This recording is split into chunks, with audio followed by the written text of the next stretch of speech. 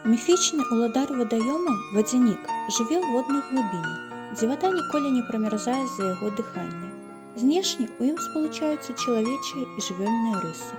Найчасцей ён уяўляецца старым дзедам з доўгімі валасамі і барадой, са скурай, пакрытай водарасцямі і цінай, з расплывістым тварам і лупатымі вачыма, а зэзлым пузам і перапонкамі паміж пальцамі ног. Часам малюецца з рагамі і хвастом, кіпцюрастымі лапамі замест рук і ног, або нагадвае паўчалавека паўрыбу са здольнасцю ператварацца ў любую рыбіну. Раз'язджаючы на сваім любімым кані соме, вадзянік топіць людзей, якія яму спадабаліся, і якія ў выніку ператвараюцца альбо ў вадзянікоў, альбо ў русалак.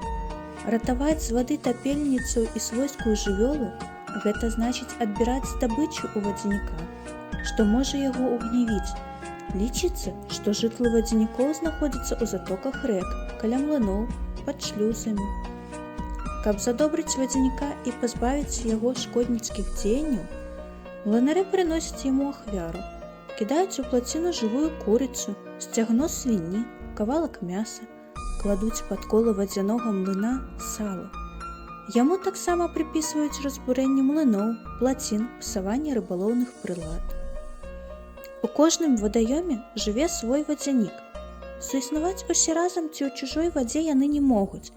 Калі злучыць два вадаёмы, загінуць абодва нячысцікі. Без вады вадзянік траціць свае абрысы і гіне, пасля чаго застаецца жменяціна, абцягнутая плеўкаю. Аднак, калі хто-небудзь кіне яе ў ваду, вадзянік ажыве, а сам міжвольны выратавальнік ужо ніколі не будзе тануць. Да таго ж вадзянік заўсёды будзе заганяць у яго сетку рыбу.